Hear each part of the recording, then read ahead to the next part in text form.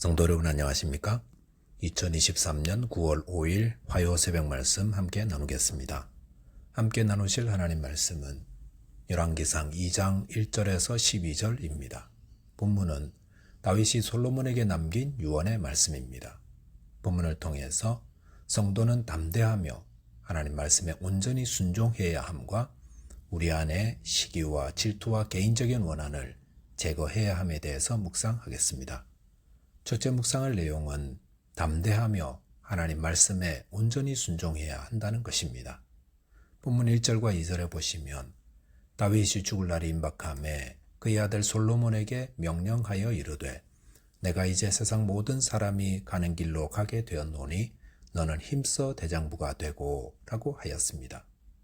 자신의 죽음이 임박한 것을 알게 된 다윗은 솔로몬을 불러 그에게 유언하였습니다. 다윗은 파란만장한 삶을 살았습니다. 어려서는 양을 지키며 공과 사자와 싸웠고 또 골리앗 장수와도 싸웠습니다. 그 후에는 사울 왕을 피해 도망 다녀야 했었습니다. 왕이 된 후에는 여러 전쟁들을 치루었고 쿠데타도 여러 번 당했습니다. 그런데도 다윗은 쓰러지거나 패배자가 되지 않고 승리하는 삶을 살 수 있었습니다. 수많은 역경과 시련을 당했던 자가 모든 것을 승리한 후 죽음의 자리에서 남기는 유언이라면 귀 기울여 들어볼 필요가 있습니다. 왜냐하면 거기에 승리하는 삶의 중요한 지혜가 있기 때문입니다. 다윗은 무엇이라고 유언하였습니까? 본문 2절 하반절에 보시면 너는 힘써 대장부가 되고 라고 하였습니다. 힘써 대장부가 된다는 것은 어떤 어려움 앞에서도 주눅들거나 포기하지 말고 담대히 맞서 싸우라는 것입니다. 부딪혀 보기도 전에 지레 겁을 먹고 안 될 거야 포기하는 것은 대장부의 모습이 아닙니다.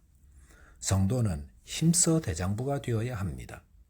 태어날 때부터 대장부는 없습니다.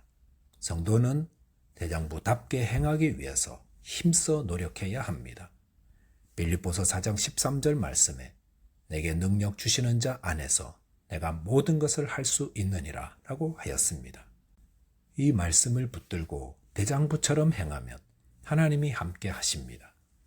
본문 3절에 보시면 내 하나님 여호와의 말씀을 지켜 그 길로 행하여 그 법률과 계명과 율례와 증거를 모세 율법에 기록된 대로 지키라. 그리하면 네가 무엇을 하든지 어디로 가든지 형통할지라 하였습니다. 이 말씀은 빨간 줄 그어놓고 읽어야 하는 말씀입니다. 가난한 목동의 집에 막내로 태어나 가진 것 없이 한평생 거칠고 험난한 삶을 살았던 다윗이 결국 승리할 수 있었던 것이 바로 이 말씀이기 때문입니다. 그것은 하나님의 말씀을 지켜 행하는 것, 하나님의 말씀을 지켜 행하는 것이기 때문입니다. 그럴 때에 무엇을 하든 어디로 가든지 형통합니다. 성도 여러분, 우리는 각각 삶의 모습이 다 다릅니다. 그런데 무엇을 하든 어디로 가든 형통한 삶 살기를 원하신다면 다윗과 같이 하나님 말씀을 지켜 순종하시기 바랍니다. 그러면 하나님이 복되게 하십니다. 여호수아서 1장 7절에 보시면 오직 강하고 극히 담대하여 나의 종 모세가 네게 명령한 그 율법을 다 지켜 행하고 우로나 좌로나 치우치지 말라. 그리하면 어디로 가든지 형통하리니 라고 하였습니다. 이 말씀은 모세가 여호수아에게 남긴 유언입니다. 그런데 오늘 본문의 다윗의 유언과 똑같습니다. 오직 강하고 극히 담대하라 하였습니다. 내가 맡은 일이 무엇이든 두려워하지 마십시오. 성도가 가져야 할 마음의 태도는 오직 강하고 극히 담대함입니다. 하나님이 함께 하시니 두려워 말고 담대하게 행하시기 바랍니다. 하지만 내 마음대로 하는 것이 아니라 하나님의 말씀을 잘 알고 그것을 지켜 행해야 합니다. 그러면 그 말씀이 우리로 하여금 좌로나 우로나 치우치지 않게 해주십니다. 좌로 우로 치우치지 않는 것은 내 마음으로 치우치지 않는 것, 세상으로 치우치지 않는 것입니다. 우리 마음은 하루에도 여러 번 될 거야, 아니 안 될 거야, 좌우로 흔들립니다. 또 세상도 흔들립니다. 이랬다 저랬다 늘 바뀌는 것이 세상입니다. 그럴 때에 견고한 하나님의 말씀이 나를 붙들게 해야 합니다.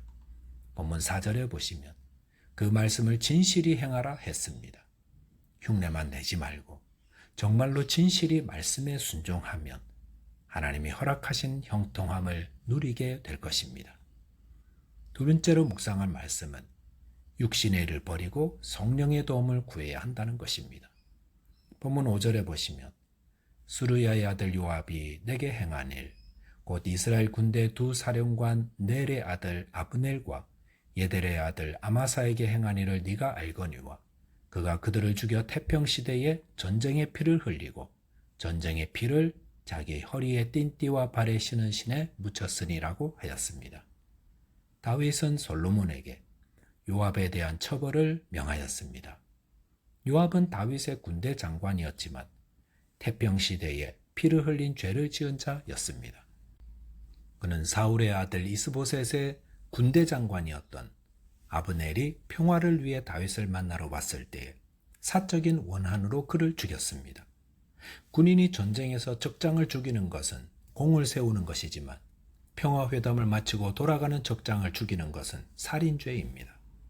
또한 요압은 압살롬의 반역과 관련하여서 군대를 모으러 갔던 아마사를 질투하여 그를 죽였습니다. 그것 또한 살인죄입니다. 또한 그는 아도니아가 반역을 저지를 때 그를 따라 함께 모반했던 자였습니다. 이런 일들로 인해 그는 마땅히 죽여야 했지만 다윗이 무력하여 그 일을 하지 못했기 때문에 솔로몬에게 그 일을 행하라 명했던 것입니다.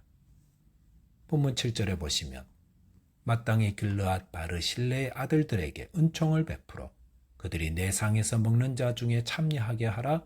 내가 내 형 압살롬의 낯을 피하여 도망할 때에 그들이 내게 나아왔느니라 하였습니다. 바르실레는 다윗이 압살롬의 반역으로 도망할 때에 그에게 음식을 제공하며 호의를 베풀었던 고마운 은인입니다. 다윗은 솔로몬에게 비록 바르실레는 죽었지만 그 후손들에게 왕의 식사 자리에 함께 먹도록 존귀하게 대해주라 하였습니다. 이것은 성도가 은혜를 입은 자를 잊지 말고 반드시 보은하는 자 되어야 함을 말씀하고 있습니다. 본문 8절에 보시면 바후림 베냐민 사람 게라의 아들 시므이가 너와 함께 있나니 그는 내가 마하나임으로 갈 때에 악독한 말로 나를 저주하였느니라. 그러나 그가 요단에 내려와서 나를 영접함으로 내가 여호와를 두고 맹세하여 이르기를 내가 칼로 너를 죽이지 아니하리라 하였노라 하였습니다. 다윗은 시므이에 대해서도 언급했습니다. 그는 다윗이 압살롬으로 인해 급히 왕궁을 떠날 때 다윗을 따라오며 저주하고 티끌을 날린 자였습니다. 본문 9절에 보시면 그를 무죄한 자로 여기지 말지어다 하였습니다. 시므이는 무죄한 자가 아니었습니다. 그는 하나님이 기름 부어 세운 왕을 저주한 자였습니다. 시므이가 다윗을 저주한 것은 다윗이 유다 지파였기 때문이었습니다. 시므이는 베냐민 지파로서 자기 지파 소속인 다울 왕이 실각하고 유다 지파인 다윗이 왕이 되자 공연한 시기와 질투심으로 다윗을 저주하였던 것입니다.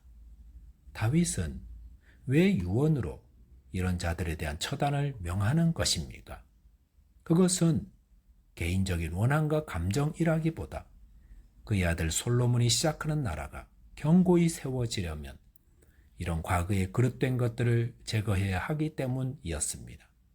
이것은 주님의 나라가 우리 안에 견고히 세워질 때도 동일한 원리로 적용됩니다. 즉 우리가 예수 그리스도를 믿고 우리 안에 하나님의 나라가 견고하게 세워지려면 요압이 가졌던 개인적인 원한, 시므이가 가진 시기와 질투를 제거해야 한다는 것입니다. 고린도전서 3장 3절에 보시면 너희가 아직도 육신에 속한 자로다. 너희 가운데 시기와 분쟁이 있으니 어찌 육신에 속하여 사람을 따라 행함이 아니리요 하였습니다. 저와 여러분 안에 불신자처럼 시기와 분쟁, 개인적 원한이 있습니까? 그렇다면 이 시간 성령께 도움을 구하셔서 이런 것들을 제거하고 바른 믿음을 세워가게 되시기 바라겠습니다. 기도하겠습니다. 하나님 아버지, 저희로 주님을 의지하여 담대하게 해주시고 주의 말씀을 붙들게 해 주옵소서. 또한 저희 안에 육신에 속한 개인적으로 풀지 못한 원한들, 시기, 분쟁이 있다면 제거할 수 있도록 도와주셔서 우리 안에 바른 주님의 나라가 세워지도록 도와주옵소서. 예수 그리스도 이름으로 기도하옵나이다. 아멘. 오늘도 믿음 안에서 승리하는 하루 되시기 바라겠습니다.